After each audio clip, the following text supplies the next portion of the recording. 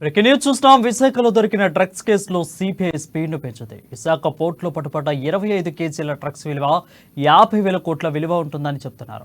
దీంతో సిబిఐ అధికారులు ఈ డ్రగ్స్ ను బ్రెజిల్ నుంచి తెప్పించిన సంధ్య కంపెనీలో సోదాలు నిర్వహిస్తున్నారు. ఈ కంటైనర్ సంధ్య ఆక్వా కంపెనీ పేరుతో ఉండడంతో ఆ కంపెనీలో సోదాలు నిర్వహిస్తున్నారు. కంపెనీ యాజమాన్యాలతో పాటు ఉద్యోగులను కూడా సిబిఐ అధికారులు ప్రశ్నిస్తున్నారు. సంధ్య ఆక్వా కంపెనీ చుట్టూ ఉచ్చు బిగించుకునే అవకాశాలున్నాయి. అయితే తాము రొయ్యల మేతతో వినియోగించే డ్రై ఈస్ట్ కు ఆర్డర్ ఇచ్చామని, ఇందులో డ్రగ్స్ ఎలా వచ్చాయో తెలియదని కంపెనీ యజమానులు చెప్తున్నారు. తాము సిబిఐ విచారణకు సహకరిస్తామని అంటున్నారు.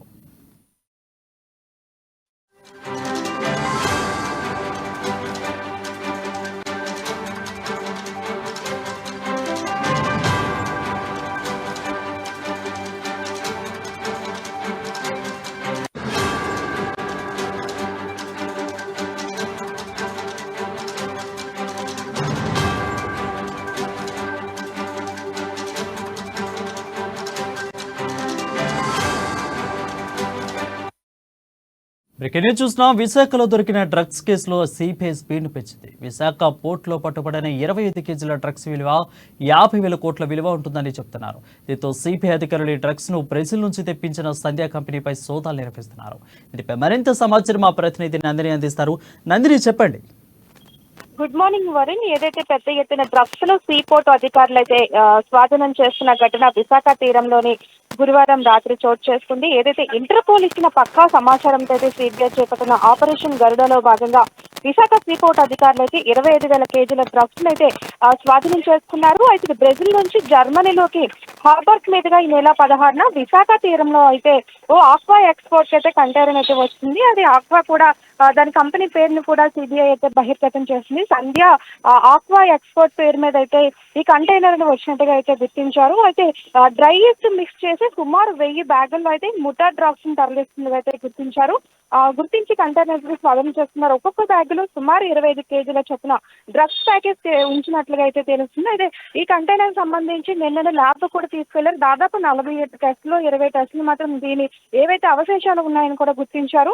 ముఖ్యంగా ఇది వచ్చేసి సంధ్య ఆక్వా వచ్చేసి కాకినాడ జిల్లాకు సంబంధించి ఉప్పాడ మండలంలోని మూలపేటలో అయితే ఇది పెద్ద పరిశ్రమ ఉంది ఆక్వా సంబంధించి. అయితే ఇప్పటికే గత రాత్రి అర్ధరాత్రి నుంచి కూడా సిబిఐ అధికారులు అయితే ఇక్కడ దర్యాప్తు చేపట్టారు, విచారణ కూడా చేపట్టారు. అంటే గత అర్ధరాత్రి నుంచి కూడా మొత్తం 7 అధికారులు ఒక బృందంగా ఏర్పడి అయితే ఇక్కడ తనిఖీలు కూడా చేపడుతున్నారు. ప్రస్తుతానికి ఇంకా మూలపేటలో ఉన్న ఆక్వా సంధ్యలో అయితే సంధ్య ఆక్వా పరిశ్రమలైతే ఇంకా కూడా దర్యాప్తు అయితే చేపడుతున్నారు. అంటే ముఖ్యంగా ఇక్కడ ఎప్పటి నుంచి ఈ సంస్థ ఇక్కడ ఈ పరిశ్రమ ఏర్పడింది, అసలు ఈ పరిశ్రమలో ఏం తయారు చేస్తారు, అసలు ఈ కంటైనర్ అంటే ఇటువంటి కంటైనర్లు ఎన్నిసార్లు ఇక్కడికి వచ్చి ఉంటాయి, అసలు ఇక్కడ బయటికి ఏది వెళ్తుంది, లోపలికి వచ్చే ఐటమ్స్ ఏంటి, అసలు ఆక్వా వీళ్ళు తయారు చేసే ఫుడ్ ఏంటి, యాక్చువల్లీ వీళ్ళు సీ ఫుడ్ కి సంబంధించి ఒక ముడి పదార్థాల సరుకుతో ఇక్కడ అయితే రొయ్యలకు సంబంధించి మేతను అయితే తయారు చేస్తారు. అయితే ఈ మేతకు సంబంధించి ఇక్కడ ఉన్న సిబ్బంది ఎంతమంది ఉన్నారు, వీళ్ళంతా ఎక్కడి నుంచి వస్తున్నారు, బయటికి ఏ ఐటమ్స్ బయటికి వెళ్తున్నాయి, లోపలికి వచ్చే ఐటమ్స్ ఏంటి, దీంట్లో ఏం కలుపుతారనే పూర్తి స్థాయిలో కూడా దర్యాప్తు కూడా చేపట్టారు. ముఖ్యంగా మనం చూస్తున్నట్టే పూనం వీరభద్రం సంబంధించి ఈ యాజమాన్యం అంటే అతను ఇంకా ప్రస్తుతానికి విశాఖలో అయితే సిబిఐకి విచారణ కూడా సహకరించే అవకాశం అయితే ఉంది. ఖచ్చితంగా డ్రగ్స్ అయితే కాదు, అంటే ఈ ముడి సరుకులకు సంబంధించి ఆక్వాకు సంబంధించి ఫుడ్ ఇక్కడ కొనాలంటే కేజీ 250 రూపాయలు ధర పలుకుతుంది. సో మేము మొదటిసారిగా బ్రెజిల్లో అయితే కేజీ 17 రూపాయలు దొరుకుతుంది. కాబట్టి మేము మొదటిసారిగా ఇక్కడ ట్రయల్ చేసాము. అక్కడి నుంచి వచ్చినప్పుడైతే ఇదంతా కూడా డ్రై వేస్ట్ అని చెప్తున్నారు. అయితే ఇది జర్మనీలో అయితే దాదాపు 6 రోజులు మాత్రము ఉంది. కాబట్టి కంటైనర్ అక్కడ ఏదైనా జరిగి ఉండొచ్చు.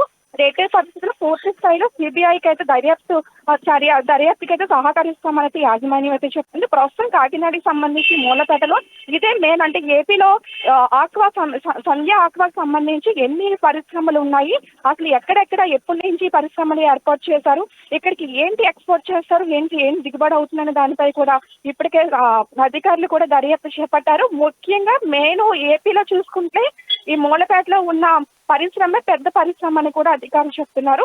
ప్రస్తుతానికైతే ఇక్కడ జరుగుతున్న ఏదైతే తనిఖీలు కూడా అధికారులు గోప్యంగా ఉంచారనే చెప్పాలి. ఎవరిని రైట్ నందిని అయితే ఆల్రెడీ కూడా ఏపీలో కూడా గంజాయి దారులు గంజాయి సప్లై కూడా పుట్టగొడుగులాగా వస్తున్నాయి. అందులో కోస్తా కాబట్టి ఎక్కువ పోర్టల్ ఏరియా కాబట్టి ఇక్కడికి ఇంపోర్ట్ అవుతుంది కూడా చాలా మంది అంటూ ఉన్నారు. సో ఈ నేపథ్యంలోనే ఎలక్షన్ టైంలో దట్టు దాదాపు 25 కేజీల పైబడి ఎంత మొత్తంలో పట్టుబడటం, అందులో సింగం 3 సినిమాను తలపించే విధంగా కూడా ఇదంతా జరుగుతుండడం ఎలక్షన్ టైంలో దీన్ని అసలు ఏ విధంగా చూడాలి? ప్రభుత్వం అయితే ఇక్కడ గంజాయి కంపెనీ ఏవి గొల్లేవు, గంజాయి ఇక్కడ పంటలే అసలు మేము కట్టడి చేస్తున్నామంటూ కూడా గవర్నమెంట్ చెప్తుంది. సో దీన్ని ఓవరాల్గా ఏ విధంగా చూడాలి?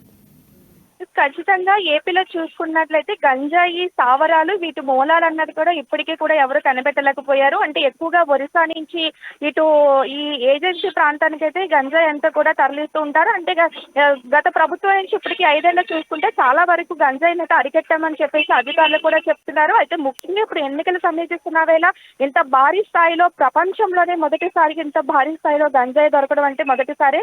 ఇప్పుడు అధికార నేతల్లో ప్రతిపక్ష నేతల్లో కూడా ఇప్పుడు దీనిపై రాజకీయంగా కూడా వేడెక్కుతుందనే చెప్పాలి. ఒకరికొకరు కౌంటర్ కూడా ఇచ్చుకుంటున్న పరిస్థితి అయితే ఉంది. అంటే ఇప్పుడు సంబంధించి ఏదైతే ఇప్పుడు ఎవరైతే ఉన్నారో ఈ కోనమ్మ వీరభద్రో అలాగే ఇంకో ఎవరైతే ఉన్నారో ఈ యాజమాన్యాలకు సంబంధించి వీళ్ళంతా కూడా టీడీపీలో బీజేపీకి సంబంధించిన వ్యక్తులు రాజకీయంగా వీళ్ళు ఉంటారని చెప్తున్నారు. మరోపక్క వైసీపీ వాళ్ళతో కూడా వీళ్ళకి సంబంధాలు ఉన్నాయని కూడా చెప్తున్నారు. మొత్తానికి రాజకీయంగా ఎటు దారి తీస్తుందో కూడా తెలియని పరిస్థితి అయితే ఉంది. ప్రస్తుతం ఇంకా దీనిపై కూడా సిబిఐ పూర్తి స్థాయిలో అయితే విచారణ అయితే చేస్తుంది. ఇంకా విచారణ అయితే కొనసాగుతుందని చెప్పాలి Varun. Right, thank you Nandini for the updates.